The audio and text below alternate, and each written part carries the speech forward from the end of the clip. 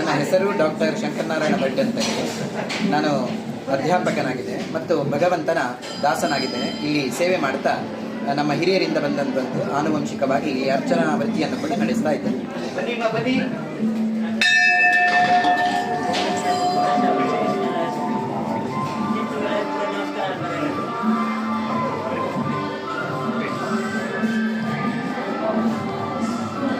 ಬನ್ನಿ ಬನ್ನಿ ಬನ್ನಿ ಮುಂದೆ ಬನ್ನಿ ಬನ್ನಿ ಬೇಗ.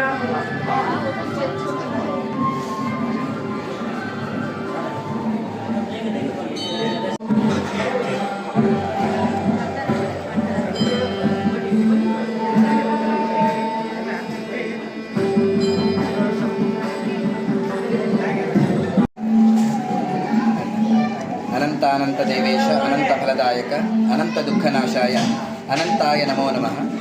ನಾವೆಲ್ಲ ಕಾರ್ಕಳದ ಅನಂತ ಪದ್ಮನಾಭನ ಸನ್ನಿಧಾನದಲ್ಲಿ ಇವತ್ತು ಇದ್ದೇವೆ.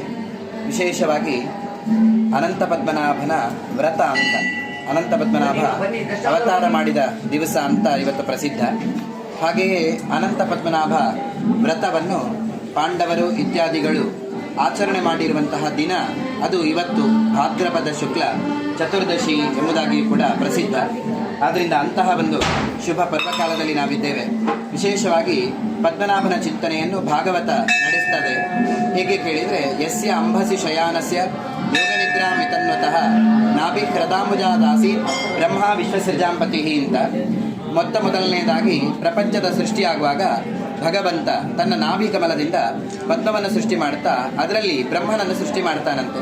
ಈ ರೀತಿಯಾಗಿ ಬ್ರಹ್ಮನ ಉತ್ಪತ್ತಿಯಾಗಿ ಪ್ರಪಂಚದ ಇಡೀ ಏನು ಜೀವಜಾತಗಳಿವೆ ಅವುಗಳಿಗೆ ಜ್ಞಾನದ ಬೆಳಕನ್ನು ಹಂಚಿದಂತಹ ಒಂದು ರೂಪ ಅದು ಪದ್ಮನಾಭ ರೂಪ ಅಂತ.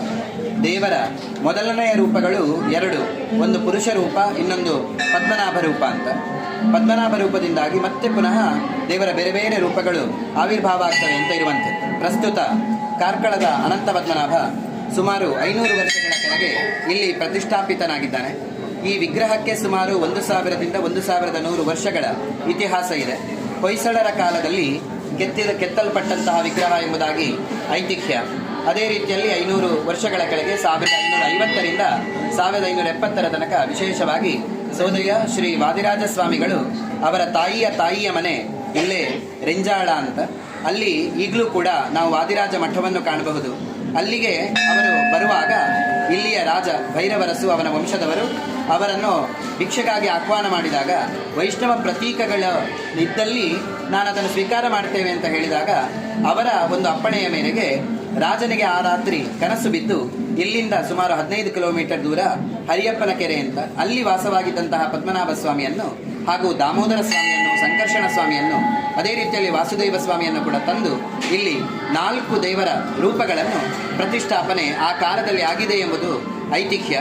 ಅದೇ ರೀತಿಯಲ್ಲಿ ವಾದಿರಾಜರು ತಾವು ಆ ಪ್ರತೀಕವಾಗಿ ನೆನಪಿಗಾಗಿ ರಮೇಶ ಸ್ತುತಿ ಎನ್ನುವಂತಹ ಒಂದು ಪದ್ಮನಾಭನ ಸ್ತುತಿಯನ್ನು ಇಲ್ಲೇ ರಚನೆ ಮಾಡಿದ್ರು ಅಂತ ಇರುವಂಥದ್ದು. ಪ್ರಾತಃ ಪ್ರಭೃತಿ ಏನು ಪ್ರಾತಃ ಕಾಲದಲ್ಲಿ ಆರಂಭ ಮಾಡಿಕೊಂಡು ಆ ಸ್ತುತಿಯನ್ನು ಹೇಳಿದರೆ ತುಂಬ ಮಂಗಲಕರವಾಗಿ ಮಂಗಲಮಯವಾಗಿ ನಮ್ಮ ಜೀವನ ಇರ್ತದೆ ಎನ್ನುವಂಥದ್ದು ಇರುವಂಥದ್ದು. ಅಂತಹ ಒಂದು ರಮೇಶ ಸ್ತುತಿ ಅದನ್ನು ರಚನೆ ಮಾಡಿರುವಂಥದ್ದು ಇಲ್ಲೇ.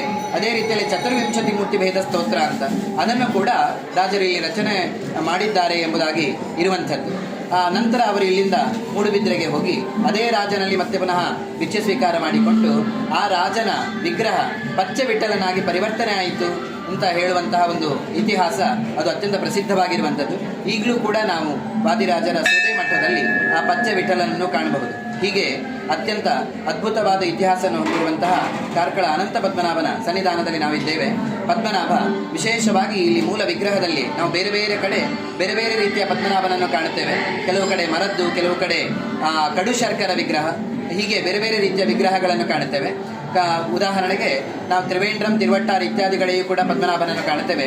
ಅದು ಕಡು ಶರ್ಕರ ವಿಗ್ರಹ. ಅಂದರೆ 12,008 ಶಾಲಗ್ರಾಮಗಳನ್ನು ಪದ್ಮನಾಭನ ಆಕಾರದಲ್ಲಿಟ್ಟು ಅದಕ್ಕೆ 54,000 ಮೂಲ ಬೇರುಗಳನ್ನು ಅರ್ದು ಲೇಪನ ಮಾಡಿರುವಂತಹ ವಿಗ್ರಹ ಕಡು ಶರ್ಕರ ವಿಗ್ರಹ.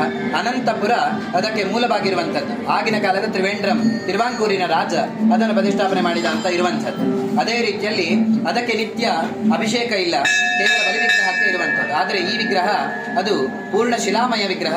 ಪದ್ಮನಾಭ, ಶ್ರೀದೇವಿ, ಭೂದೇವಿ, ಚತುರ್ಮುಖ ಬ್ರಹ್ಮ, 7 ಹೆಡೆಯ ಶೇಷ, ಹೀಗೆ ಎಲ್ಲ ದೇವರುಗಳನ್ನು ಒಂದೇ ವಿಗ್ರಹದಲ್ಲಿ ಕೆತ್ತಿ ಅದ್ಭುತವಾಗಿ ನಿರ್ಮಿಸಿರುವಂತಹ ವಿಗ್ರಹ ನಾವಿಲ್ಲಿ ಕಾಣಬಹುದು. ವಿಶೇಷವಾಗಿ ಕರ್ನಾಟಕದಲ್ಲಿ 2ನೇ ಸ್ಥಾನದಲ್ಲಿ ಈ ದೇವಸ್ಥಾನ ಇದೆ. ಮಲಗಿರುವ ದೇವರು ಇರುವಂಥದ್ದು ಒಂದು ಶ್ರೀರಂಗಪಟ್ಟಣದಲ್ಲಿರುವ ರಂಗನಾಥ ಸ್ವಾಮಿ, ಅದು ರಂಗನಾಥ ಸ್ವಾಮಿಯ ವಿಗ್ರಹ. ವಿಶೇಷವಾಗಿ ಪದ್ಮನಾಭ ಸ್ವಾಮಿಯ ವಿಗ್ರಹವನ್ನು ನಾವಿಲ್ಲಿ ಕಾಣಬಹುದು.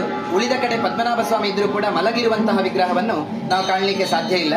ನಂತರ ತಮಿಳುನಾಡು ಮತ್ತು ಕೇರಳ ಇತ್ಯಾದಿ ಕಡೆ ಮಲಗಿರುವಂತಹ ಪದ್ಮನಾಭನ ವಿಗ್ರಹವನ್ನು ನಾವು ಕಾಣುತ್ತೇವೆ. ಇನ್ನೊಂದು ವೈಶಿಷ್ಟ್ಯ ಏನು ಕೇಳಿದರೆ, ಪದ್ಮನಾಭ ಅಂದರೆ ನಾವು 2 ರೀತಿಯಾಗಿ ಇರುವಂಥದ್ದು. ಒಂದು ನಾಭಿಯಿಂದ ಪದ್ಮ ಬಂದು ಅದರಲ್ಲಿ ಚತುರ್ಮುಖ ಬ್ರಹ್ಮ ತಪಸ್ಸಿಗೆ ಕೂತ್ಕೊಂಡ್ರೆ ಭಗವಂತ ಮಲಗಿಕೊಂಡಿರುವಂತಹ ವಿಗ್ರಹ ಇದ್ದರೆ ಇದನ್ನು ಪದ್ಮನಾಭ ಅಂತ ಕರೆಯೋದಿದೆ. 2ನೇ ರೀತಿಯಲ್ಲಿ ಪದ್ಮನಾಭ ಅಂದರೆ ಆಯುಧಗಳ ಧಾರಣೆಯ ಕ್ರಮದಿಂದ ಕೇಶವ, ನಾರಾಯಣ, ಮಾಧವ, ಗೋವಿಂದ, ವಿಷ್ಣು, ಮಧುಸೂದನ, ತ್ರಿವಿಕ್ರಮ, ವಾಮನ, ಶ್ರೀಧರ, ಋಷಿಕೇಶ, ಪದ್ಮನಾಭ, ದಾಮೋದರ, ಸಂಕರ್ಷಣ, ವಾಸುದೇವ, ಪ್ರದ್ಯುಮ್ನ, ಅನಿರುದ್ಧ, ಪುರುಷೋತ್ತಮ, ಅಧೋಕ್ಷಜ, ನರಸಿಂಹ, ಅಚ್ಯುತ, ಜನಾರ್ದನ, ಉಪೇಂದ್ರ, ಹರಿ, ಕೃಷ್ಣ ಎಂಬುದಾಗಿ 24 ರೂಪಗಳನ್ನು ಭಗವಂತ ಮೊದಲಿಗೆ ಏನು ತಾಳಿದ್ದಾನೆ. ಅದರಲ್ಲಿ ನಡುವಿನ 4 ವಿಗ್ರಹಗಳನ್ನು ನಾವಿಲ್ಲಿ ಕಾಣುತ್ತೇವೆ. ಒಂದೊಂದು ವಿಗ್ರಹಕ್ಕೂ ಕೂಡ ಆಯುಧಗಳ ಧಾರಣೆಯ ಕ್ರಮದಿಂದ ಈ ವಿಗ್ರಹ ಅಂತ ಹೇಳಲಿಕ್ಕೆ ಬರುತ್ತದೆ.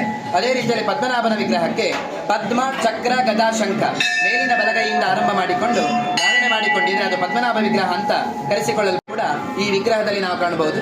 ಹಾಗಂತ ಈ ರೀತಿಯಾಗಿ ಆ ಪದ್ಮನಾಭನ ಅವತಾರದ ದಿನ, ಪದ್ಮನಾಭನ ವ್ರತದ ದಿನ ನಾವು ಏನು ದೇವರ ದರ್ಶನವನ್ನು ಮಾಡ್ತೇವೆ. ಇದರಿಂದ ನಮ್ಮ ಜೀವನದಲ್ಲಿ ಬರುವಂತಹ ಕಷ್ಟಗಳನ್ನು ದೇವರು ದೂರ ಮಾಡ್ತಾನೆ.